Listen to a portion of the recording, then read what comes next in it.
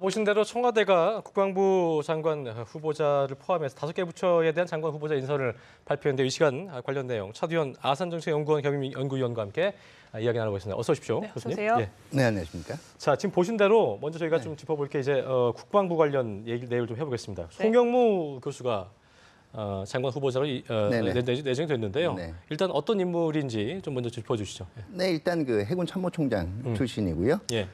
그리고 아마 제가 보기에는 경력상 그 해군에 대한 그 이 업무뿐만 아니라 국방부와 합참과 관련된 전략, 군수, 인사 이 부분들은 다 이 경험을 두루 거쳤어요. 그렇군요. 경력상에. 전략적으로는 아주 뭐 전략적으로 할 수 있겠네요, 그죠? 뭐 전략뿐만 아니라 예. 그러니까 양병, 용병 모두 양쪽 다 그 이 경험을 해봤다라고 볼 수가 있고요. 예. 그 해군 참모총장 그 이 재직 시기를 보시면 알겠지만 노무현 정부 임기 마지막이고요. 예. 그 초기 국방 개혁이 네. 막 시작되던 시기입니다. 그렇기 때문에 아마 국방 개혁 본연의 의미에 대한 그 이해도도 누구보다 높을 걸로 생각이 되고요. 또 이 그동안 참 해군 출신의 합참의장도 적었지만 그게 좀 특이한 것 같더라고요. 예, 해군 출신 국방장관도 적었단 말이에요. 그동안 이제 육해공 균형 발전이라는 걸 항상 얘기를 해왔는데 그렇죠. 이게 물리적으로 이제 자릿수 채우기에 이 급급했던 면들도 많거든요. 그러니까 필요성은 제기가 됐었지만 예, 그렇죠. 실제로는 육군 출신 그 그렇죠. 그리고 장관들이 어느 자리에 누굴 앉히냐의 문제가 아니고요. 얼마만큼 주요한 정책 결정 보직에 육해공군이 고르게 들어가느냐가 이 균형성의 그 관건이었다고 볼 수가 있는데요. 네. 그 면도 충분히 고려를 한 그 인사라고 생각이 됩니다. 그렇군요. 네. 알겠습니다. 해군 출신이라는 점이 아무래도 또 눈에 띄고 그렇습니다. 그리고 이미 말씀하셨듯이 국방 개혁을 한 차례 경험을 했기 때문에 향후 이 부분에 있어서도 좀 어떤 영향을 발휘하지 않을까라는 기대가 있는 것 같아요. 그렇죠. 이 국방 개혁이 시작될 때의 초심을 예. 누구보다도 잘 알고 있는 사람 중에 하나라고 볼 수가 그렇습니다. 있겠죠. 그리고 저 궁금한 점이 이제 또 국방부 차관이 먼저 임명이 됐었는데요. 네. 서주석 차관과는 네. 뭐 그분이 이제 그 경남 진주 출신이고 이분은 예. 충남 논산 출신이신데 예. 어떤 좀 궁합을 저희가 좀 기대해 볼 수 있을까요? 뭐 시쳇말로 호흡이라든가. 케미라고 하는데요. 케미, 그렇죠. 예.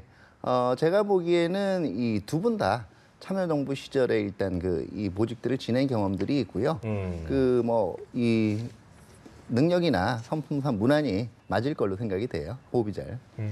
괜찮을 것이다. 알겠습니다.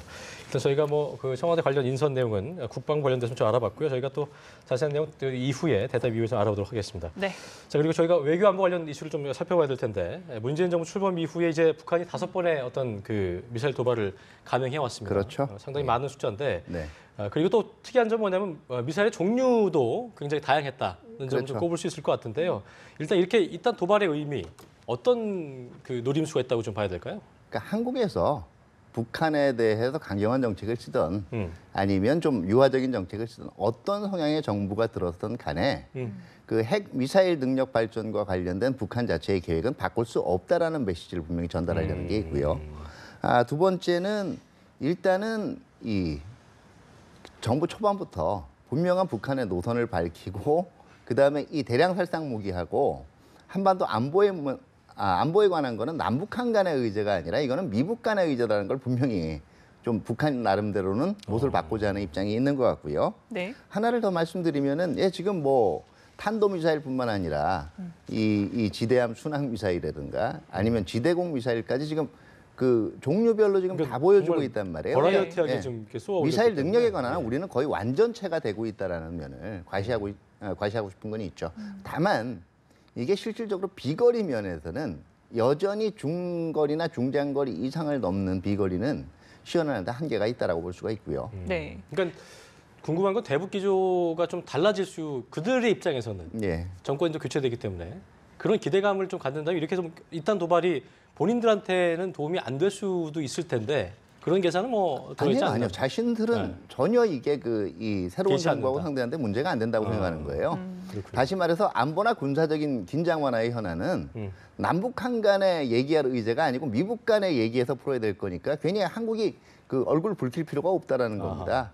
그렇기 때문에 일반적인 경제적인 교류 협력이나 그렇군요. 뭐 이제 나중에 인도주의 문제 이런 것들은 뭐 얘기할 그 얼마든지 남북한 간의 얘기가 될 수 있는 거고 그보다 상위의 문제는 미국하고 풀 테니까 네. 한국은 우리가 미사일을 쏘든 핵실험하든 신경 쓰지 마 이런 얘기입니다. 그렇군요. 다양한 미사일을 시험 발사하고 있는데 이제 남은 건 대륙간 탄도미사일 ICBM뿐입니다. 북한 역시 최근에 이 ICBM 시험 발사 시기가 머지 않았다라고 밝혔거든요. 예. 도발 시기와 가능성 좀 어떻게 예측을 하십니까? 예, 저도 역시 시간의 문제라고 보는데요. 다만 앞에 전제가 있어요. 북한이 기술적인 모든 이제 이 한계를 다 극복을 했을 때 이 머지않았다라고 한 게 지금 벌써 6개월째 돼가고 있습니다. 다시 말해서 전반적으로 북한이 그동안 보여준 행동들을 보면은요. 네. 이게 미국하고 한국의 정책을 한번 타진해보겠다는 의미보다는 내가 먼저 내 능력을 보여줘 놓고 협상이 될 때 아주 유리한 고지를 점하겠다는 의지가 강력하거든요. 그리고 이게 이 한미 간의 조율이 좀 안 될 때를 찔러봐야 되겠죠. 근데 벌써 2번 시기가 지나갔어요. 트럼프 행정부 출범 직전에 금년 1월이 그랬고 금년 5월도 그랬단 말이에요. 이 경우에는 그러니까 먼저 능력을 보여줘 놓고 거기서 협상하는 전반적인 그동안 북한의 이 능력 행태상 이거 좀 뭔가 좀 안 맞는 게 있는데 뭐 그런데도 혹시 이게 보다 정세를 살피기 위해서 자제했던 거라고 생각을 한다면 뭐 이거는 시간의 문제라고 봐요. 또 저는 오히려 조금 주목을 하는 게 네. 문재인 정부, 우리 정부가 새로 들어서면서 이제 지금 이 인도적 지원에는 보다 이제 융통성 있게 하겠다. 이거 민간 차원의 이제 이 방북이라든가 대북 인도주의적 지원은 보다 탄력성 있게 지금 운영을 해오고 있지 않습니까? 실제로 발표도 그렇게 했고요. 근데 북한 여기에 대해서 시큰둥하단 말이에요. 오히려 방북 초청장도 안 보내고 이런 입장에서는 이게 오히려 지금 7월 그리고 제가 볼 때는 늦어도 8월에 네. UFG 훈련이 있거든요. 을지 프리온 가디언 훈련이요. 이 훈련 이전에 이 핵실험이라든가 아니면 ICBM 발사 실험들 자체도 충분히 기술만 된다면 단행을 할 수가 있다라고 봐요. 왜냐하면 이게 왜 연관이 되냐면은요. 지금 어차피 인도주의적 지원 받겠다라고 얘기를 해도 이게 만약에 6월 말이나 7월 초에 하게 되면 실제로 물품이 인도될 시기거든요. 예. 그러니까 한국 이거 핵실험이나 ICBM 발사 실험하고 나면 우리 국내 여론에 의해서라도 물건 건너가기가 굉장히 힘들 거예요. 예. 어차피 그럴 바에야 능력 다 보여줘 놓고 그래요.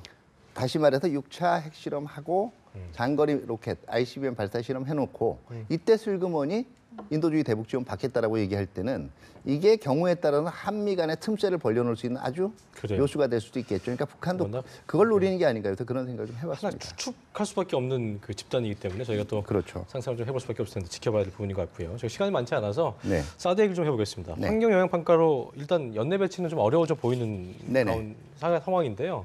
일단 이에 대해서 미국 측의 입장이 나올지도 궁금해지는데 일단 이 부분은 어떻게 좀 저희가 예상해 볼 수 있을까요? 네, 이 대미 특사가 방문을 했을 때 한국의 예. 국내 정치적인 절차 과정을 밟아야 된다는 걸 이해를 한다라고 분명히 얘기를 했거든요. 이 사드 문제를 관련한 건 분명해요. 한반도에 실질적인 배치 여부와 관계없이 이미 발사기 6개가 들어와 있다는 현실 자체가 바뀌지는 않아요. 바뀌지 않을 것이다. 예. 그리고 한미가 민주주의적인 가치를 공유하고 있기 때문에 여기에 대한 국내적인 절차가 더 필요하다. 다시 말해서 의회의 이해를 구하고 국민들을 이거는 뭐 민주 정책은 당연히 해야 될 거거든요. 이걸 가지고 뭐라고 이제 문제를 걸지는 않을 것 같아요. 그러니까 다만 절차적 정당성을 좀 더- 과도하게 예. 들어와 있는 6기 발사대의 존재에 대해서 이거 뭐 아직 환경 영향 평가도 안 받은 거니까 그냥 적재돼 있는 것도 곤란하다 나가라든지 이런 여론이 나온다든가 아니면은 이거 자체가 환경 영향 평가 자체가 마치 이제 이걸 가지고 한국이 굉장히 조심해야 될 게 이게 중국이나 이런 쪽하고 일종의 협상을 위한 레버리지 쓰려고 하는 게 아닌가 하는 의심이 드는 순간은 미국 쪽에서도 아마 그렇게 불쾌할 수 그렇게 예, 좋은 반응만은 나오지 않을 그러겠네요. 거예요. 알겠습니다. 그런가 하면 니카이 자민당 간사장이 예. 아베 신조 일본 총리 특사 자격으로 우리나라를 찾았습니다. 네. 대표적인 지안파 인사로 꼽힌다고 하는데 예. 이 특사 발탁에 어떤 메시지가 있다고 보십니까? 일본도 부담스럽다는 얘기예요. 한일 관계가 계속 냉각이 돼가는 게요. 왜냐하면은 사실 이 역사 문제에 대해서는 낯을 붉힐 수밖에 없지만 예. 북핵이나 미사일 대응과 같은 안보 관련 현안에 있어서는 한일이 협력해야 될 이슈들이 굉장히 많거든요. 다른 분야도 마찬가지입니다. 그렇기 때문에 제가 볼 땐 일본이 던지고 있는 메시지는 실질적으로 이 갈등 현안하고 협력 현안하고 좀 구별해서 가자라는 지금 메시지로도 볼 수가 있고요. 네. 어떻게 보면 뭐 위안부 문제 이게 서로 간에 대한 관점하고 이해의 차이이기 때문에 어제 오늘 그리고 내일 모레 당장 해결될 문제는 아니에요. 이 문제에 대해서 그리고 우리가 뭐 저자세를 보이거나 타협적인 자세를 보일 필요도 없어요. 국내 정서가 이걸 용납하지 못한다 그러는데 그걸 억지로 설득시켜가면서 할 필요는 없습니다. 다만 이런 갈등 현안이 있다고 해서 나머지 협력 사안들, 그것까지 북한 미사일 문제 어떻게 해결할까, 양쪽의 경쟁, 이 문제까지 같이 그래요. 발목이 잡혀 있어서는 안 된다는 트랙을 거죠. 좀 달리해서 하겠다는 그렇죠. 그런 분리해서 그런 가야죠. 그래 알겠습니다. 네.